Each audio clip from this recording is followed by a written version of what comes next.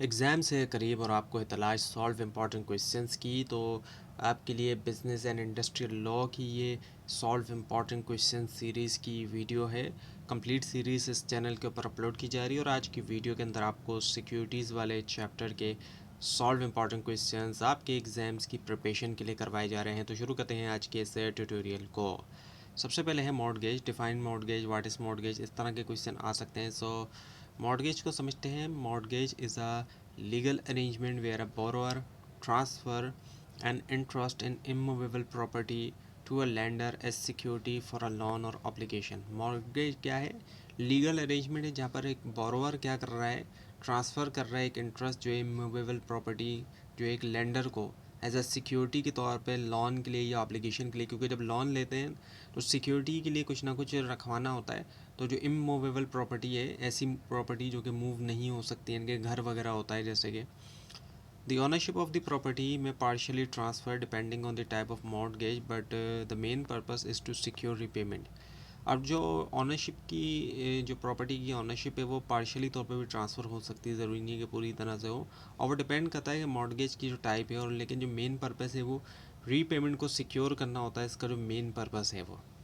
सो अब यहाँ पर जो मॉर्गेज का जो हम देखें, कानून देखें, mortgage are govern by the transfer of property act. जो ट्रांसफ़र ऑफ प्रॉपर्टी एक्ट है 1882 का, which provides various form of mortgage, उसके अंदर इस एक्ट के ज़रिए हमें बहुत सी फॉर्म्स देखने में मिल जाती हैं मॉर्गेज की। सिंपल मॉर्गेज होता है, mortgager transfers interest in property but does not give position.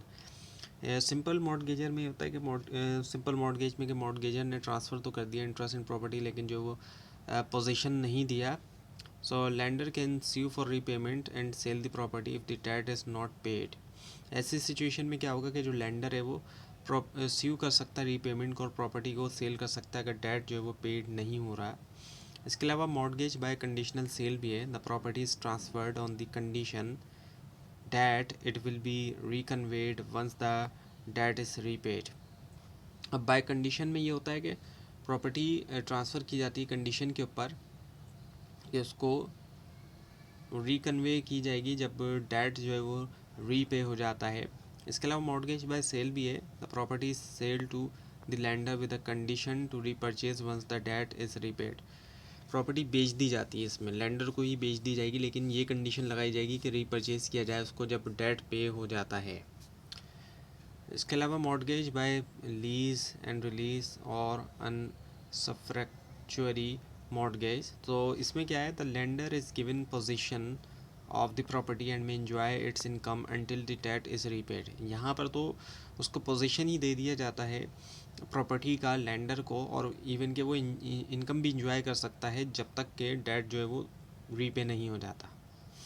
Now the key principles include, अब जो की प्रिंसिपल हैं उसमें अगर हम देखें वो क्या क्या हैं। The mortgage must be in writing and registered if the property is immovable.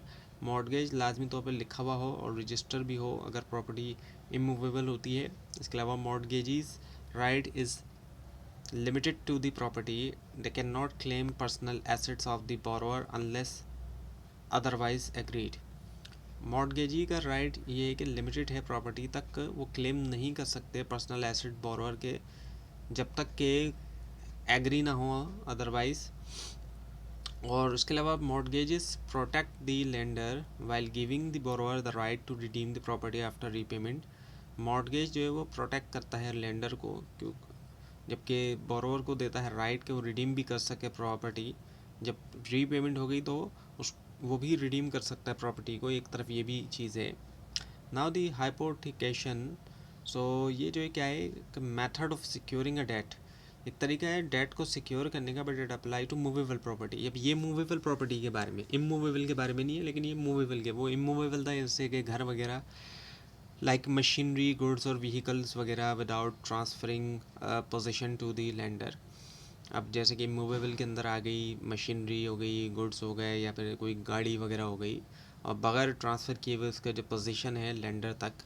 So the borrower retains ownership and position of the property. अब जो बोरोवर है वो रखता है ओनरशिप भी और पोजीशन भी प्रॉपर्टी, लेकिन क्या है कि but the lender acquires a charge over it as a security for the loan. लेकिन लेंडर जो है वो एक्वायर करता है एक चार्ज जो है उसके ऊपर एक सिक्योरिटी के तौर पे लोन के लिए।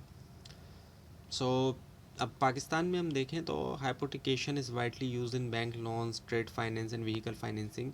हाइपोथिकेशन का हम बहुत सा इस्तेमाल देखते हैं बैंक लोन्स के अंदर भी, इसके अलावा ट्रेड फाइनेंस भी और व्हीकल फाइनेंस भी। और की फ़ीचर्स की हम बात करें so hypothecated property remains with the borrower, ये बोरोवर्स के साथ ही रहती है। The lender only has a legal claim in case of default, लेकिन लेंडर के पास जो है वो लीगल क्लेम तब होता है डिफ़ॉल्ट के केस के अंदर। And it must be documented in the written agreement specifying the debt, the property and the rights of the lender. लाजमी तौर पर डॉक्यूमेंट होना चाहिए एक रिटर्न लिखे हुए एग्रीमेंट में, जहाँ पे स्पेसिफाई किया गया डेट भी, प्रॉपर्टी और जो राइट्स हैं लैंडर के।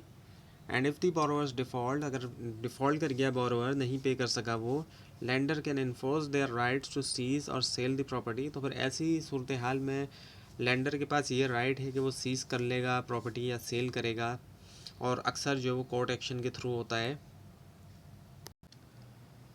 सो नाउ द कंपैरिजन, अब क्वेश्चन भी आ सकते हैं इस तरह के कि difference between mortgage and hypothecation या फिर कंपैरिजन। तो अब इन दोनों के दरमियान अगर हम डिफरेंसेस को समझें, कुछ हद तक तो आपके समझ में आ भी गया होगा। So while both mortgages and hypothecation secure loans, अब दोनों ही का इस्तेमाल किया जाता है लोन को सिक्योर करने के लिए, सिक्योरिटी वगैरह के लिए।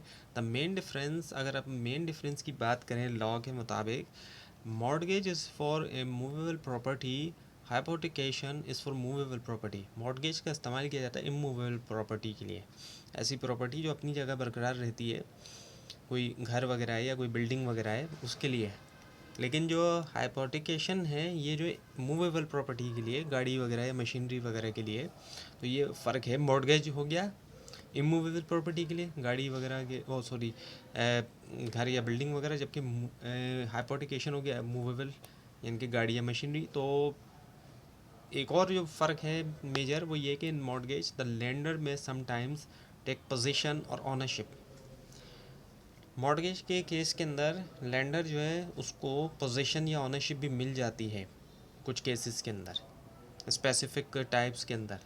लेकिन हाइपोथिकेशन के अंदर बोरोअर्स के पास ही पोजीशन रहता है। So both provide legal protection to the lender against default. अब ये दोनों ही लीगल प्रोटेक्शन प्रोवाइड कर रहे हैं लैंडर को, क्योंकि अब वो लोन दे रहा है तो उसको लीगल प्रोटेक्शन मिल रही है डिफ़ॉल्ट के अगेंस्ट, अगर डिफ़ॉल्ट होकर जाता है बोरोवर। बट ये इन्फोर्समेंट मैकेनिज़्म डिफरेंस, लेकिन इनका दोनों का जो इन्फोर्समेंट मैकेनिज़्म है उसमें फ़र्क है। प्रोटेक्शन तो दोनों ही दे रहे हैं लैंडर को, लेकिन फ़र्क है इन्फोर्समेंट में। तो ये थी आज की वीडियो। आपको इस बारे में कोई क्वेश्चन है, खासतौर पर इसमें कोई मिस्टेक दिखाई दे, ज़रूर हाईलाइट कीजिए। और इस पूरी सीरीज़ को देखने के लिए और एग्ज़ाम्स की प्रिपरेशन के लिए इस चैनल को सब्सक्राइब कीजिए, बेल आइकन के ऊपर क्लिक कीजिए। Thanks for watching this video and best of luck.